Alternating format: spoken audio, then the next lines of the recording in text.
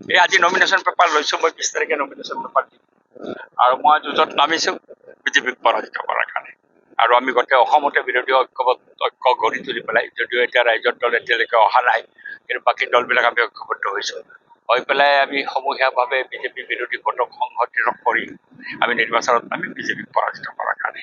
মইতো ৱেলকাম কৰিছোঁ, পূৰ্বতে কৈছোঁ, মই ৱেলকাম কৰিছোঁ। তেওঁক লগ পোৱা হ'লে আজি মই গামোচা এখন দিলোঁহেঁতেন, আৰু নমিনেশ্যন দিয়াৰ দিনাখন যদি লগ পাওঁ এখন গামোচা দিম। মই কৈছোঁ ৱাটাৰলু হ'ব, এই ভৱানীপুৰ সৰ্বক সমষ্টিত ৱাটাৰলু হ'ব। আচ্ছা, তেওঁ কৈছে, ময়ো ক'ব পাৰোঁ তেনেকুৱা কথা। সেইবিলাক কথাৰেতো নিৰ্বাচন নিৰ্ধাৰণ নহ'ব, জনগণে সকলো কথা বিচাৰ কৰিব। মইতো কৈছোঁ I will defeat Ranjit Das, I will defeat Ranjit Das. নিশ্চিত থাকক, ৰঞ্জিত দাসক এইবাৰ মই পৰাজিত কৰিম। তেওঁ নাৰিকল ভাঙাৰ ৰাজনীতি কৰে, কিবা নকৰে।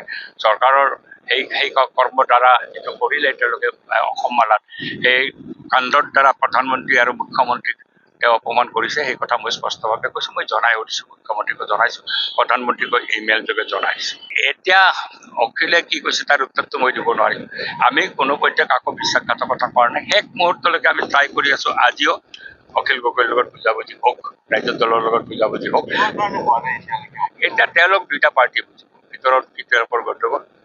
কিন্তু আমি আপাতত দূৰৰ পৰাটো কৈ পেলাই কমেণ্ট দিয়াটো উচিত নহ'ব। তেওঁলোকে এইটো উল্টাই কংগ্ৰেছক ক'ব পাৰে, আমাৰো 45 দিন গ'ল। আমিওতো অসমৰ মানুহে 45 দিন বাটেই চাই থাকিলোঁ। আমিবিলাকে বিচাৰিছিলোঁ ঐক্যটো, তাত যদি অখিল গগৈ নাহিলে আমাৰো 45 দিন নষ্ট হৈছে। আমিতো ভবা নাছিলোঁ।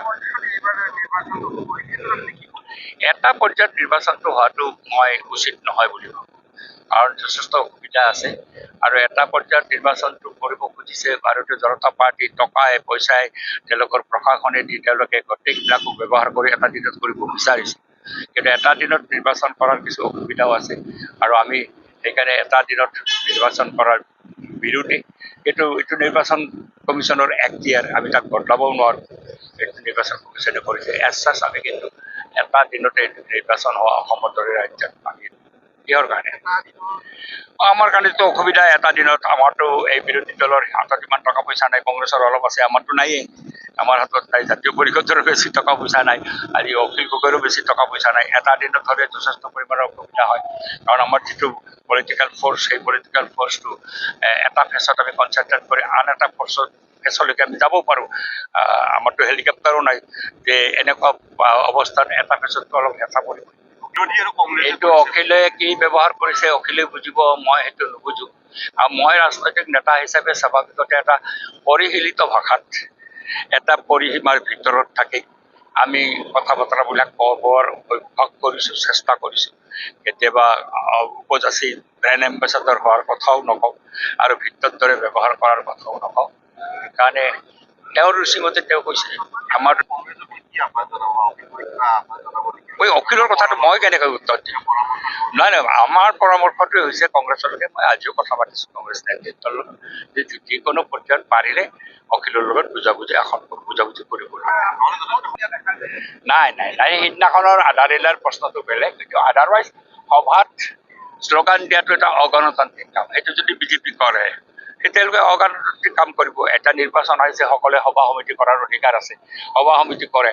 কিন্তু আমাৰ যি সাংগঠনিক শক্তি আছে, আমিওতো তেনেকৈ বিজেপিক কুইট কৰিব পাৰোঁ, কিন্তু আমি নকৰোঁ। এতিয়া মন্ত্ৰী কেলেই নাহিল, আমাৰ কথা আছিল নিৰ্দেশিকা, মই আপোনালোকক দেখুৱাই দিব পাৰোঁ।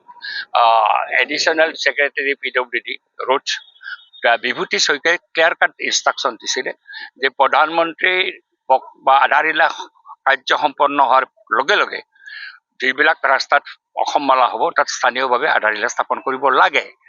সেই মৰ্মে আমি জানো যে 3:30 বজাত প্ৰধানমন্ত্ৰীৰ আধাৰিলা স্থাপন হ'ব। মই একৰ্ডিংলি 3:30 বজাত গৈছোঁ। তেওঁলোকে প্ৰথমে বেলেগ কৰিছে। একচুৱেলি জিৰ' চেইনেজত আধাৰিলাৰ কাৰ্যসূচীটো কৰিব লাগিছিল। জিৰ' চেইনেজটো হৈছে চিমলাগুৰি। তাত পূৰ্বৰ এক্সিকিউটিভ ইঞ্জিনিয়াৰে প্লেটফৰ্ম বনাই থৈ দিছে, কিন্তু তেওঁলোকে সেইটো নকৰি তেওঁলোকৰ এটা সংগঠনৰ গাঁও এটা চক এটাত তালৈকে লৈ গৈছে।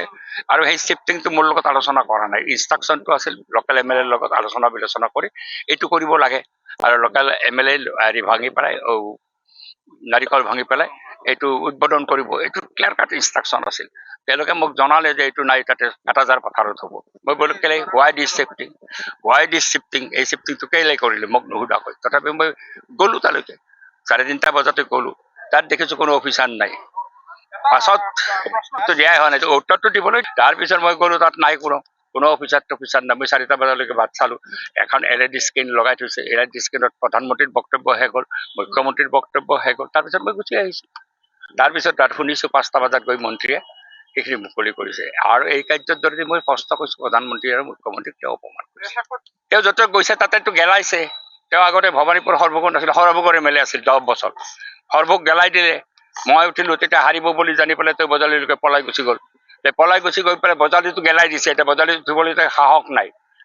বজালিত উঠিলেতো থিয় হাৰিব। আৰু এতিয়া আকৌ শিপা বিচাৰি গৈছে ভৱানীপুৰ সৰ্বগলৈকে। মই প্ৰত্যাহ্বান জনাইছোঁ, আহা, তোমাক এখন গামোচা দিম, এইবাৰ আমি হৰুৱাই দিম। আৰু তাৰপিছত যাতে তেওঁৰ ৰাজনীতি শেষ হয়, তাৰ নিশ্চিত ব্যৱস্থা কৰিম। Thank U.